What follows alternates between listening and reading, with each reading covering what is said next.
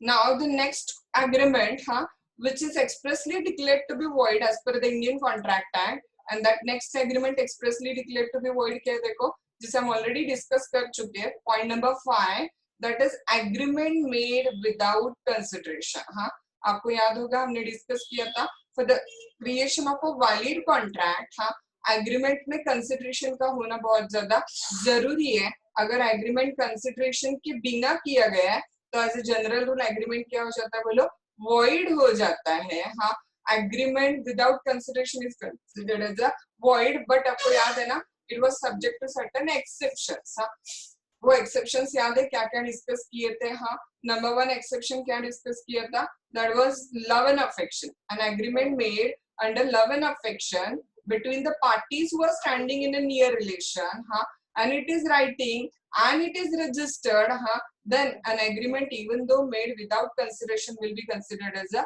valid. But आपको general rule याद रखना पहले. जनरल रूल क्या है, एग्रीमेंट कॉन्ट्रैक्ट को बनाने के लिए कंसिडरेशन का होना मस्ट है. An agreement must have the lawful consideration from becoming a valid contract. But if there is no consideration in the agreement, the general rule is that no consideration, no agreement. Consideration नहीं है तो वहां पे कोई contract create नहीं होगा. ये general rule वहां पे बनता है. वो general rule subject to first exception क्या है, अभी बताया आपको मैंने, that is love and affection. हाँ, an agreement made out of love and affection, हाँ, between the people standing in the near relation. हाँ, then next one क्या था, and the agreement is written and registered. हाँ, then agreement will be considered as a valid even though made without consideration. ठीक है. Then next point, second exception क्या discuss किया था हमने, promise to pay time by debt. हाँ, time by debt किसी भी मनी रिकवरी की सूट फाइल करने के लिए according to Indian limitation act 3 year is the period of limitation, you remember. And if you did not take any action within that particular 3 year, then your debt will become time barred. After debt become time barred, it is not legally recoverable. You cannot go in the court of a law and take the action after 3 year. But if after that 3 year the promisor promises you in writing that he will pay off your debt, then that agreement becomes valid agreement even made without consideration. So second exception क्या था याद है, promise to pay time by debt. Now third exception क्या था, promise to pay for a past voluntary services. अगर आपने party के लिए कुछ ऑलरेडी कर दिया है, हाँ, और उसको देने के लिए, उसके रिटर्न में कुछ देने के लिए वो आपको बाद में प्रॉमिस करता है, हाँ, तो वो प्रॉमिस भी कोर्ट में एनफोर्सेबल हो जाता है. इवन दो आपने जो एक्ट किया था वो कैसा था, वॉलंटरी था. मैंने आपको एग्जांपल बताया था. हाँ, चिराग वाला एग्जांपल आपको याद होगा तो दैट इज चिराग ने क्या किया था, आपके नेबर के, अपने नेबर के घर को फायर से सेव किया था. वहां पे फायर एक्सटिंग्विश करने में मदद की थी, वॉलंटरी मदद की थी. नेबर ने बोला हुआ नहीं था, वॉलंटरी मदद की थी. तो चिराग इसके लिए रिटर्न में कुछ मांग सकते हैं क्या एज ए जनरल रूल? नहीं, you can't ask for anything which you have done voluntarily by your own wish. हाँ, बट लेकिन एक बट क्या देखा हमने वहां पे डिस्कस किया था, याद है आप सबको? हाँ, अगर वो चिराग के नेबर बाद में उनको बोलते हैं कि आपने हमारा घर इतना बचाया, हम आपको 5,000 रुपए दे देंगे. The moment he says that I will pay you 5,000 rupees, वहां पे क्या क्रिएट हो गया बोले, कॉन्ट्रैक्ट क्रिएट हो गया. हाँ, और वो कोर्ट में एनफोर्सेबल भी है. तो थर्ड एक्सेप्शन क्या हो गया, ध्यान में आ गया, promise to pay for past voluntary services. हाँ, नंबर 1 प्रॉमिस क्या था, love and affection. Number 2 promise to pay time by date. Number 3 promise to pay for a past voluntary services. हाँ, देन नंबर 4 पॉइंट क्या discuss किया था, याद है आप सबको, एजेंसी.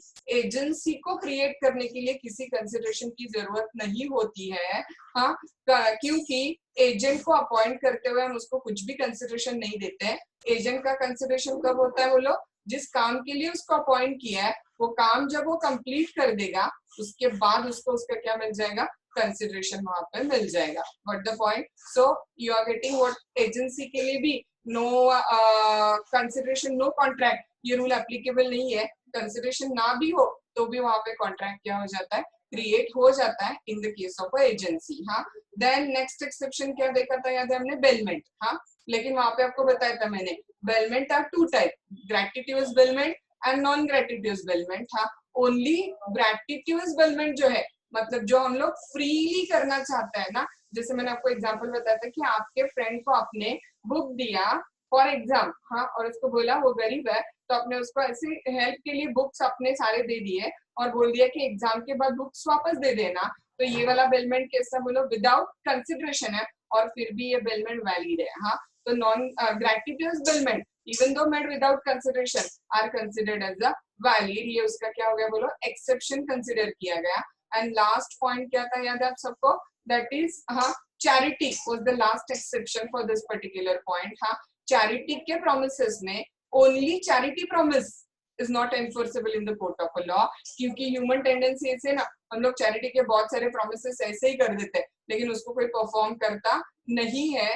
लेकिन आपके चैरिटी के प्रॉमिस पे बिलीव करके सामने वाले पार्टी ने कुछ रिस्पॉन्सिबिलिटी ले ली, खुद पे कुछ एक्ट करना शुरू कर दिया, तो फिर आपको उसका पेमेंट करना पड़ेगा, वो कॉन्ट्रैक्ट आप पे क्या हो जाएगा, लॉ बाइंडिंग हो जाएगा, हाँ। So back to the point, now general rule is that an agreement made without consideration is a void, section number 23, and this general rule is subject to the exceptions, number 1 love and affection, number 2 promise to pay for a time by debt, number 3 promise to pay for past voluntary services, number 4 agency, number 5 क्या discuss किया था हमने वहां पे, bailment, number 6 हमने discuss किया completed gift, and number 7 जो हमने डिस्कस किया वो charity. So these are 7 exception. Apart from the 7 exception the general rule is that agreement made without consideration is a void, section number 25, okay. तो अब तक देखो सारे पॉइंट्स रिपीटेड थे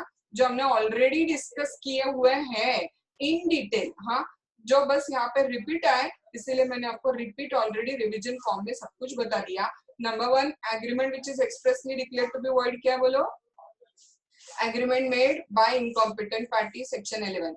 number 2 agreement expressly declared to be void, क्या है बताओ, agreement made under the bilateral mistake of the fact, हाँ, सेक्शन कौन सा गया उसका, 20, हाँ। Number 3 agreement expressly declared to be void कौन सा है, agreement the consideration or object of which is unlawful, section 23, हाँ। then number 4 क्या है देखो वहां पे, agreement the consideration or object of which is unlawful in part, section 24, हाँ। then agreement made without consideration, हाँ, section 25। now इसके आगे के पॉइंट्स हमें थोड़े से न्यू पॉइंट्स है, हाँ। 6th point that is expressly declared to be void is the agreement in restraint of the marriage, हाँ। देखो मैरिज जो होता है ना वो मैरिज कंसेप्ट हर किसी की पर्सनल स्पेस है, he have full right to decide whether he want to marry, whether he don't want to marry, हाँ, he may think today that he don't want to marry inter life, हाँ, लेकिन he may suddenly have a feeling at the age of 30 or 35 that he want to get married, हाँ, so whether to marry or not, this is a personal space of every person, okay। any agreement which is restraining a person in the issues relating to the marriage, that agreement absolutely considered as the void हो जाएगा, हाँ। देखो every agreement in restraint of the marriage of a person, हाँ, other than a minor is a void, हाँ, क्योंकि आपको पता है ना माइनर की शादी नहीं हो सकती ना 18 and 21 एज के पहले, तो माइनर के एग्रीमेंट, माइनर के मैरिज को रिस्ट्रेन करने वाला एग्रीमेंट क्या होगा बोलो, वैलिड होगा, क्योंकि बेसिकली माइनर की मैरिज ही वैलिड नहीं है, हाँ। लेकिन अपार्ट फ्रॉम दैट, हाँ, अगर कोई major person agrees for a good consideration not to marry, जैसे कि एक्स नाम का पर्सन वाई नाम के पर्सन को प्रॉमिस करता है entire life I will not marry, हाँ, और उसके बदले में वाई उसको बोलता है कि मैं आपको 2 लाख रुपए दे दूंगा, हाँ, ना उसने 2 लाख रुपए ले लिए एक्स ने वाई से, and then at the age of 35 उसको सडनली लगा कि नहीं मुझे शादी करनी है, तो वो कर सकता है, यस ही कैन, हाँ, क्योंकि बोलो ये एग्रीमेंट की वैलिड नहीं है, हाँ। The promise is not binding and consideration, हाँ, कंसिडर्ड, क्या कंसिडर किया जाएगा, वॉइड एग्रीमेंट, क्योंकि आपको पता है शादी is the personal space of every person, he have complete freedom to decide whether to marry, not to marry, when to marry, and no agreement made by him as regarding his own marriage can be binding on that particular person, except agreement restraining the minor's marriage will be considered as a valid agreement वहाँ पे, ठीक है। So एक very simple point है वहाँ पे। Then next 7th agreement which is expressly declared to be void is considered as a, ये थोड़ा सा ना ट्रिकी है, इस पे केस स्टडीज भी आते हैं 7 पॉइंट पे। 7 पॉइंट इंडिविजुअल पॉइंट भी आपको पेपर में 5 मार्क के लिए 7 मार्क के लिए भी पेपर में इंडिविजुअली भी आ सकता है 7 पॉइंट, हाँ, क्योंकि उसमें जनरल रूल भी है और बहुत सारे एक्सेप्शंस भी है, हाँ। तो 7 पॉइंट थोड़ा सा ना क्रिटिकल है, 7 पॉइंट थोड़ा, तो आपको थोड़ा ध्यान भी देना पड़ेगा 7 पॉइंट पे। न्यू पॉइंट भी है। 7 पॉइंट का हेडिंग क्या है देखो, agreement in restraint of the trade, हाँ, getting the point. Section next है which is the 7th agreement which is expressly declared to be void by the Indian Contract Act. heading क्या है देखो, agreement in restraint of a trade, हाँ, agreement in restraint of a trade, which is the section for that one, section 27 is the section, हाँ। I will explain you, देखो क्या क्या आ जाएगा यहाँ पे। First of all I want to tell you, after a constitution of India is made, हाँ, everyone is given the freedom of choosing his own trade, business, occupation, profession, etc. हाँ, constitution आने के पहले, लाइक इंडिया को independence मिलने के पहले ठीक था कि हमारे कास्ट वाइज हमारे बिजनेस या ऑक्यूपेशन डिसाइड होते थे, हाँ, but now this situation is totally change, हाँ, and the Constitution of India Article 19 has guaranteed various freedom to us being a citizen of India, and out of that one freedom which is guaranteed to us is the freedom of trade, occupation, business, profession, etc. So being a citizen हमें पूरा अधिकार बनता है कि हम अपने choice का कोई भी बिजनेस, ऑक्यूपेशन, ट्रेड चूज कर सकते हैं यहाँ पे, ओके, हाँ। अगर समझो मैंने किसी को ऐसे लिख के दिया है कि बाबा I will not become CA, हाँ, डोंट वरी, और अगर समझो कल मुझे 12th होने के बाद मन में आया कि नहीं मुझे सीए करना है, हाँ, तो मैं कर सकती हूँ नहीं कर सकती हूँ, तो answer yes I can do, nobody can stop me from choosing the profession, trade और ऑक्यूपेशन विच आई वांट। ध्यान में आपको, हाँ। तो पॉइंट पहले ये आ गया जनरल रूल, क्या जनरल रूल है देखो, an agreement in restraint of a trade are considered as a void, हाँ, ट्रेड को रिस्ट्रेंट करने वाले सारे एग्रीमेंट क्या कंसिडर किए जाते हैं बोलो, void consider किए जाते हैं। ये क्या है बोलो, पहले जनरल रूल है, हाँ। Now there are circumstances, getting the point, there are circumstances which are exceptional in which, जिसमें क्या हो सकता है बोलो, agreement may become valid even though it is in restraint of a trade. In restraint of trade है तो भी agreement क्या बन सकता है बोलो, valid बन सकता है, हाँ। वो एक्सेप्शंस वन बाय वन हम लोग क्या करते हैं, स्टडी करना शुरू कर देते हैं वहां पे, हाँ। नाउ एक्सेप्शन नंबर 1, पहला एक्सेप्शन क्या आता है देखो वहां पे, हाँ, when a person sells the goodwill of his business, हाँ, and agrees to the buyer to refrain from carrying on like business therein, हाँ, such agreement is a valid agreement, हाँ। getting the point, वापस अपने language में बताती हूँ मैं, हाँ, आपको समझो, देखो एग्जांपल को हम लोग अपने लैंग्वेज में थोड़ा सा टर्न करते हैं। मैंने क्या किया कंसीडर करो, हाँ, देखो I have one particular business, से फॉर एग्जांपल ना अभी हमारा किराना का शॉप था, एक एग्जांपल के लिए हम लोग कंसीडर करते हैं, हाँ।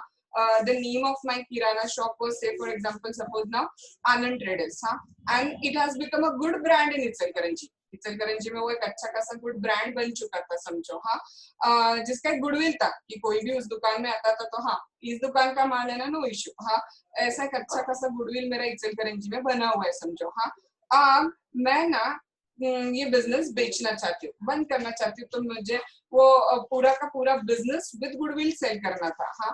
तो मैंने क्या किया पता है, ऑफकोर्स 2-3 लोगों से कांटेक्ट किया वगैरह वगैरह, और अब मैंने अपना बिजनेस विथ गुडविल, हाँ, विथ गुडविल मैंने क्या कर दिया, भक्ति को बेच दिया।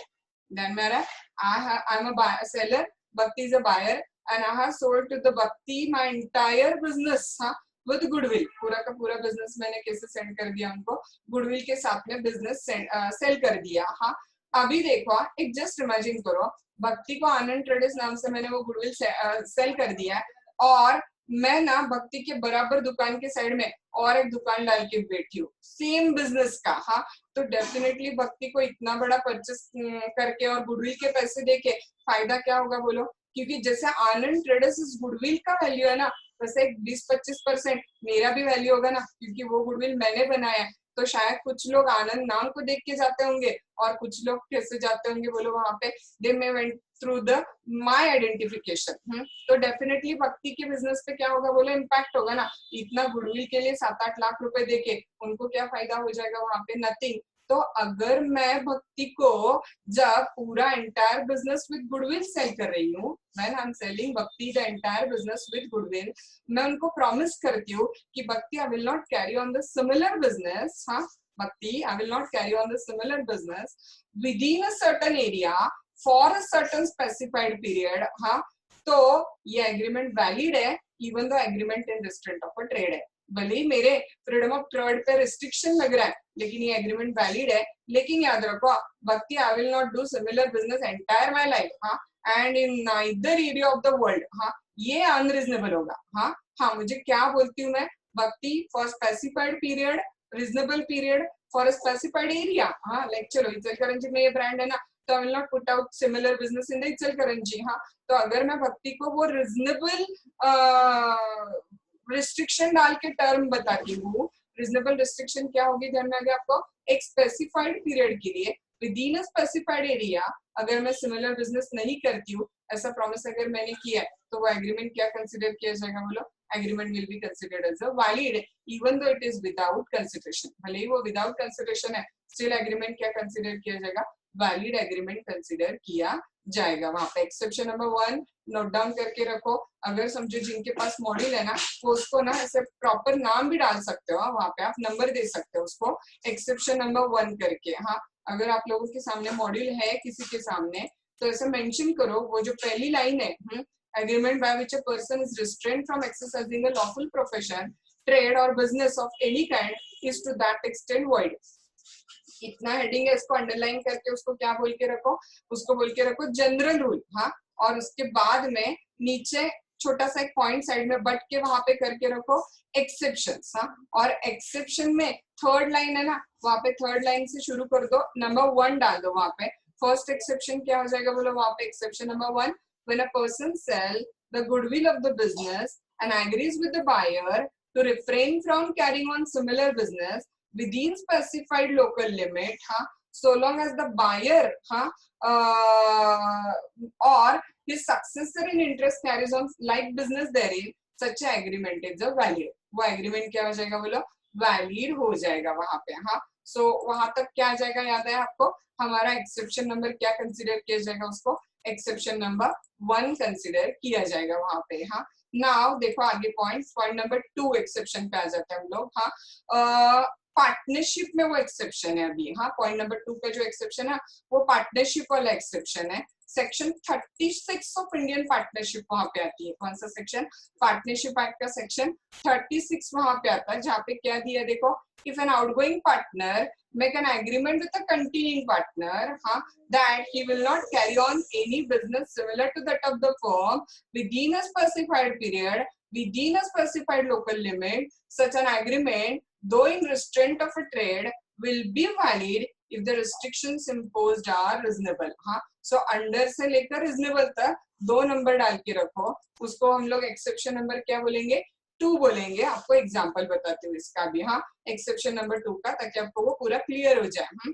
से फॉर एग्जांपल निहारिका भक्ति कशिश निधि, हाँ 4 are the partner in a partnership firm carrying on the business of selling the ready-made clothes। Niharika भक्ति कशिश निधि are the 4 partner in a partnership firm carrying on the firm of selling the ready-made clothes। ठीक है। हाँ now due to some reason Niharika want to left the firm, so she decided, she asked for other 3 partner, with the consent of all other 3 partner she decided that she is leaving this particular firm। Okay, now what will be the name in the legal language to the Niharika, outgoing partner, because she is leaving the firm। Now Niharika promises to Bhakti Kashish Nidhi that within a specified period, कुछ वक्त तक, within a specified local limit, जो हमारा local area है उस area में मैं similar business नहीं करूंगी।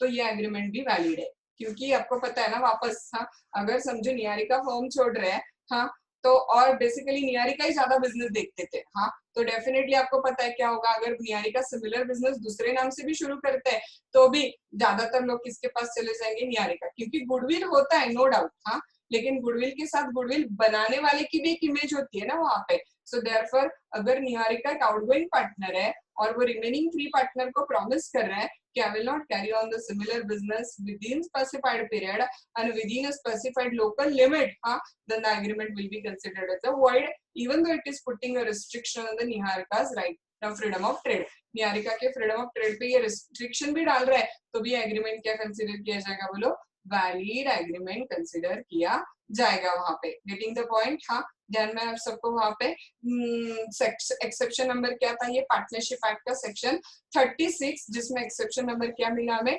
2 मिला। लेकिन याद रखो यहाँ पे भी वापस वही पॉइंट है, वो जो एरिया और टाइमिंग है ना, जब तक निहारिका सिमिलर बिजनेस नहीं करेंगे वो रिजनेबल होना चाहिए। Entire India, entire world I will not carry on similar business, हाँ, entire life I will not carry on similar business, ऐसे तो नहीं चलेगा। हाँ, तो वो जो भी रिस्ट्रिक्शन डाल के ले रहे हैं ना, वो रिस्ट्रिक्शन कैसी होनी चाहिए, बोलो रिजनेबल होनी चाहिए about time and area etcetera. हाँ, देन नेक्स्ट पॉइंट क्या जाता है, देखो exception number 3 is the our next exception यहाँ पे। हाँ, आप वहां पे मॉड्यूल होगा वो लोग मार्क करके रखो, सेक्शन 11 के नीचे पार्टनरशिप एक्ट के, हाँ, agreement between the partner not to carry on competing business during the continuance of the partnership firm is a valid agreement. हाँ, एक्सेप्शन नंबर क्या डाल के रखो, 3 डालो वहां पे। And what is that exception number 3?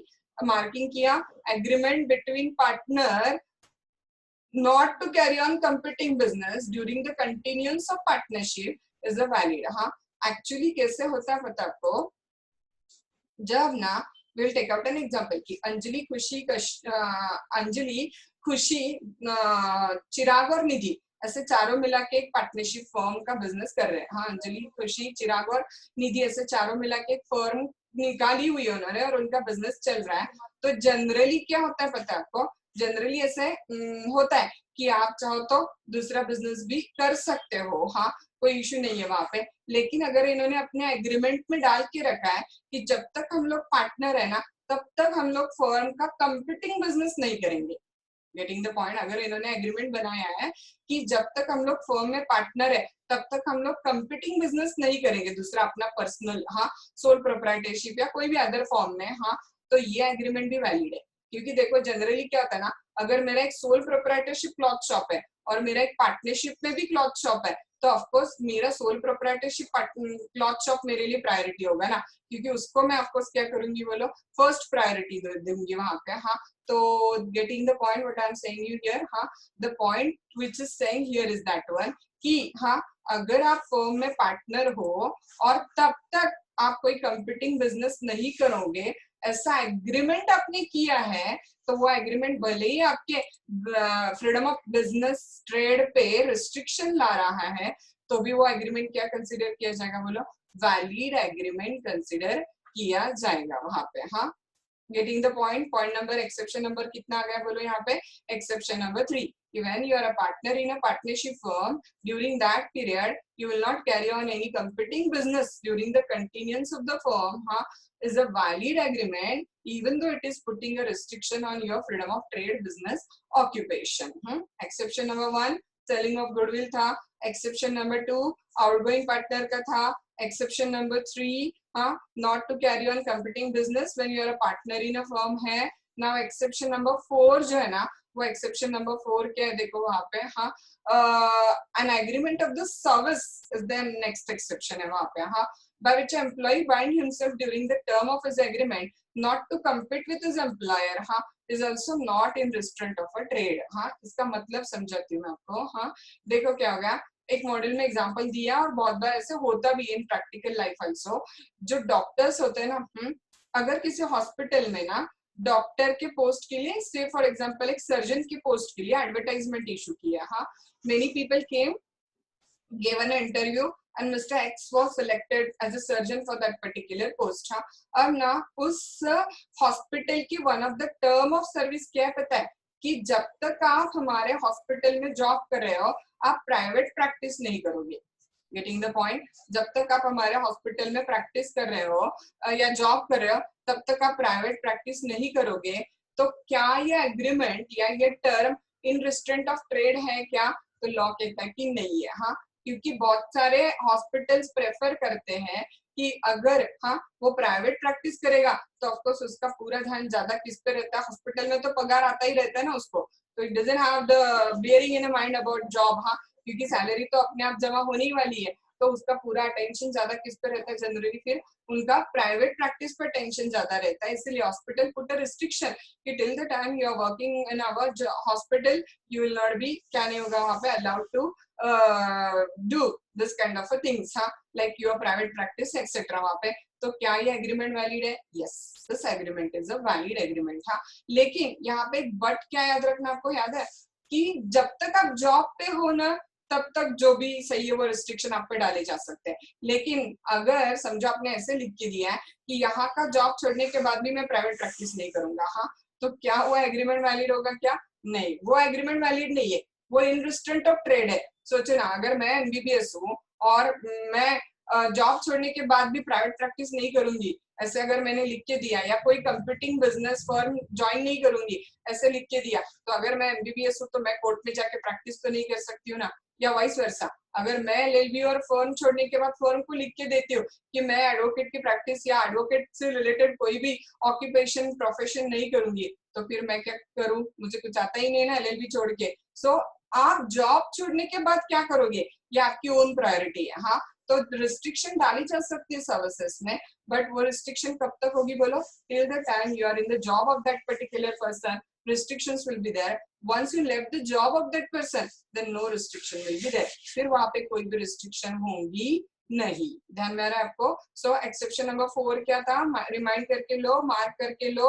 Agreement of service by which employee bind himself that during the term of this agreement not to compete with the employer is the agreement which is a valid, हाँ and it is not in restraint of a trade। हाँ ये क्या था? Mark करके लिया, इसको क्या बोला हमने? एक्सेप्शन नंबर 4 हमने क्या किया? मेंशन करके रखा वहां पे। हाँ so these all are considered to be, क्या हो गया बोलो? एक्सेप्शंस में यहाँ पे ये सारे पॉइंट्स कवर अप हो गए वहां पे। हाँ आगे देखो क्या गया नेक्स्ट पॉइंट। हाँ जिसमें हमारे मॉड्यूल में क्या किया है, 3 एग्जाम्पल्स दिए इस पॉइंट को लेकर। हाँ what are that 3 examples? See example number 1 जो है वो सर्जन का है। हाँ बी अ फिजिशियन सर्जन, सारे एग्जांपल्स ऑलरेडी बताए अराउंड मैंने आपको। B a physician and surgeon employ A as an assistant for a term of 3 year, A को 3 साल के लिए अपॉइंट किया, and A agrees not to practise as a surgeon and physician during this 3 year. उसने भी agree किया कि मैं 3 ईयर के लिए पर्सनल प्रैक्टिस नहीं करूंगा। This agreement is a valid है and A can be restrained by injunction. Injunction मतलब कोर्ट में सूट फाइल की जाती है उस व्यक्ति को जो चीज उसने नहीं करता हूँ बोला है और वो कर रहा है, तो उसको रोकने के लिए जो कोर्ट में सूट फाइल किया जाता है ना उसको बोला जाता है इंजंक्शन। कोर्ट मनाही का हुक्म कर देता है, मना कर देता है कि आप प्राइवेट प्रैक्टिस नहीं कर सकते हो। हाँ if he starts the independent practice during this period. हाँ सर्जन ने प्रॉमिस किया कि वो इंडिपेंडेंट प्रैक्टिस 3 साल तक नहीं करेगा जब तक जॉब कर रहा है, ये एग्रीमेंट वैलिड है। और अगर सर्जन उस 3 साल के पीरियड में प्राइवेट प्रैक्टिस शुरू कर देता है तो कोर्ट में जाके इंजंक्शन का ऑर्डर लेके उसको रोका जा सकता है। एग्जाम्पल नंबर 2 देखो, an agreement by the manufacturer to sell during a certain period his entire production to the wholesale merchant, हाँ is not in restraint of a trade। हाँ देखो ना कहा मैं रिटेलर ढूंढती घूमू ना, तो मैंने सिंपल सी बात है, मैं एक बड़ी मैन्युफैक्चरर हूँ और मैंने ना एक पर्टिकुलर पीरियड के लिए एग्री कर दिया कि मेरे यहाँ पे जितना भी प्रोडक्शन होगा वो मैं होलसेलर को दे दूंगी, भले ही मुझे 2 रुपए कम आ जाए ना, मेरे लिए कंफर्ट जोन है कि एक ही इंसान को दे दिया वहां पे, तो फिर क्या हो जाएगा बोलो? मुझे 100 कस्टमर ढूंढने की जरूरत वहां पे नहीं है, तो एग्रीमेंट कंप्लीटली क्या है बोलो? वैलिड एग्रीमेंट है। हाँ it's not an agreement in restraint of a trade. हाँ देन नेक्स्ट वन देखो क्या गया वहां पे, agreement among the seller of a particular commodity not to sell the commodity for less than fixed price is also not an agreement in restraint of a trade। हाँ इसका मतलब देखो आपने सुना होगा, अभी इसका सिंपल सा एग्जांपल देती हूँ। आजकल तो हमने ग्रोसरी शॉप बंद कर दिया, बट ग्रोसरी शॉप हमारा जब शुरू था ना तो हमारे जो दुकान में जब शुगर आती थी तो आपने भी सुना होगा, देखो शुगर का रेट ना कारखाना निकालता है, फैक्ट्री जो होती है ना वो रेट निकालती है। तो कैसे होता है ना, समझो फैक्ट्री ने एक बार शुगर का रेट निकाल दिया कि ये वाली पर्टिकुलर क्वालिटी की शुगर 3200 रुपीज रेट है। हाँ तो फिर समझ के लो कोई भी बाकी दुकानदार उसको 3200 रुपीज के नीचे के रेट में क्या नहीं कर सकता है, बेच नहीं सकता है। वहां एक बार होलसेलर ने क्या कर दिया, वहां पे रेट निकाल लिया ना, तो कोई भी दुकानदार उस पर्टिकुलर रेट के नीचे क्या नहीं कर सकता है, बोलो उस कमोडिटी को बेच नहीं सकता है, क्योंकि उनका वो रूल ही होता है कि एक बार वो रेट निकाला तो आप उस रेट या उस रेट से ऊपर क्या कर सकते हो, माल बेच सकते हो, लेकिन उस रेट के नीचे आप माल नहीं बेच सकते हो। तो ये ऐसे जो एग्रीमेंट है, ये एग्रीमेंट भी क्या कंसिडर किया जाएगा, बोलो ये एग्रीमेंट भी वैलिड एग्रीमेंट कंसिडर किया जाएगा वहां पे। हाँ, देन नेक्स्ट पॉइंट क्या दिया देखो अभी, तो इन ऑल ये पॉइंट यहाँ पे हमारा खत्म हो जाता है। कौन सा वाला पॉइंट खत्म किया, बोलो हमने एग्रीमेंट, हाँ, in restraint of a trade as a general rule कैसा हो जाएगा, बोलो वॉइड एग्रीमेंट हो जाएगा। हाँ, but this rule is subject to certain exceptions. इन सारे रूल में क्या आ जाएंगे, ये सारे एक्सेप्शंस जो हमने डिस्कस किए वो सारे एक्सेप्शंस इसमें क्या हो जाएंगे, कवर अप हो जाएंगे। हाँ, so this was the another point in which an agreement is expressly declared to be void, that is agreement in restraint of a trade, and with its exceptions we have discussed this particular point. Okay, now the next point in which an agreement is expressly declared to be void, that next point is a agreement in restraint of a legal proceeding. Agreement in restraint of a legal proceeding is also in general considered as a void consider किया जाता है। हाँ, now you will ask what is this agreement in restraint of a legal proceeding। देखो इसका meaning क्या आ जाता है, agreement in restraint of legal proceeding का मीनिंग आ जाता है यहाँ पे, हाँ, कि लॉ मेकर हम लोग है क्या, हम लोग लॉ मेकर नहीं है ना, हमारा काम लॉ बनाना नहीं है। हाँ, तो लॉ मेकर ने लॉ बना के दिया है। हाँ, और अगर हम उस लॉ को कहीं से रिस्ट्रिक्ट करते हैं, उस लॉ को कहीं पे हम लोग अफेक्ट करते हैं, कोई ऐसा एग्रीमेंट हम लोग बना लेते हैं कि जो उस लॉ को डिफीट करेगा, लॉ को रिस्ट्रिक्ट करेगा, हाँ, तो वो एग्रीमेंट क्या कंसिडर किया जाएगा, बोलो वॉइड कंसिडर किया जाएगा वहां पे। हाँ, इसका एक सिंपलेस्ट एग्जांपल आपको मैं देती हूँ। हाँ, फिर हम लोग ना अंदर रीड करते हैं, आपको पहले पॉइंट का मीनिंग समझ में आ जाए वहां पे।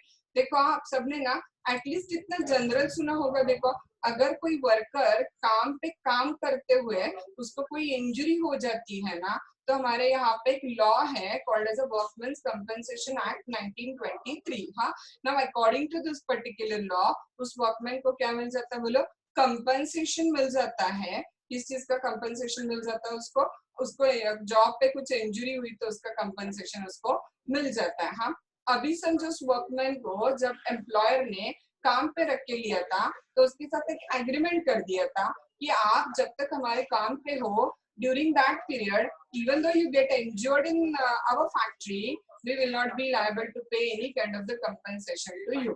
हाँ, ठीक है, so उस वर्कर ने भी साइन कर दिया, एग्रीमेंट हो गया इन दोनों के बीच में। अब वो वर्कर जॉब पे लग गया, 2-3 month passes, हाँ, and then worker's hand come in the machine and he get injured। Now question mark is that one, क्या वो वर्कर उस मालिक से कंपनसेशन लेने के लिए एंटाइटल्ड होगा या नहीं होगा? The answer is yes, he will be entitled to take a compensation because that agreement was an agreement which is restraining the legal proceeding, हाँ, which was against the law, therefore वो agreement क्या था, बोलो void था। Law ने अधिकार दिया है ना आपको कि आप कंपनसेशन मांग सकते हो, तो वो अधिकार आप खुद भी छोड़ते हो तो भी स्टिल वो अधिकार आपके साथ में कंटिन्यू रहता है। तो एग्रीमेंट कैसा है, बोलो void agreement है, being हाँ in restraint of legal proceeding। हाँ, अभी हम लोग अंदर रीड करते हैं, an agreement in restraint of a legal proceeding is a one by which a party is restricted absolutely from enforcing his right under a contract, though through a contract abridges the usual period for starting the legal proceeding। इसका दूसरा एक और point क्या दिया है, देखो मैंने आपको बताया था, वापस सबको याद है कि इंडिया में जो लिमिटेशन पीरियड है ना किसी भी सूट को फाइल करने का, वो लिमिटेशन पीरियड कौन से लॉ में दिया गया है, इंडियन लिमिटेशन एक्ट में। हाँ, अब एग्जांपल ले लेते हैं, मैंने निहारिका को कुछ लोन दे दिया, ठीक है, मैंने निहारिका को कुछ लोन दे दिया और निहारिका को बोला कि निहारिका भले ही लॉ में लिखा है कि पीरियड ऑफ लिमिटेशन 3 ईयर है, लेकिन हमारा पीरियड ऑफ लिमिटेशन 7 साल होगा, तो क्या ये एग्रीमेंट वैलिड है क्या? नहीं, याद रखो पीरियड ऑफ लिमिटेशन बनाना कम करना हमारा अधिकार नहीं है। जब लोन ड्यू होगा उस ड्यू डेट से मनी रिकवरी की सूट 3 साल के अंदर अंदर फाइल करनी है, ये लॉ है, तो इस लॉ को आप चेंज नहीं कर सकते हो। पीरियड ऑफ लिमिटेशन को कर्टेल या एक्सटेंड करने का अधिकार हमें नहीं है, तो एग्रीमेंट क्या हो जाएगा बोलो यहाँ पे, वॉइड एग्रीमेंट हो जाएगा। हाँ, अगर आप अपना कोई राइट छोड़ देते हो तो भी वो भी एग्रीमेंट वैलिड नहीं है, क्योंकि वो लॉ ने आपको अधिकार दिया है। नंबर 2, अगर आप पीरियड ऑफ लिमिटेशन को कर्टेल करने की, एक्सटेंड करने की कोशिश करते हो तो वो भी एग्रीमेंट वैलिड नहीं है, क्योंकि वो करने का आपको अधिकार नहीं है। तो ऐसे सारे एग्रीमेंट क्या हो जाएंगे बोलो, वॉइड एग्रीमेंट कंसिडर किए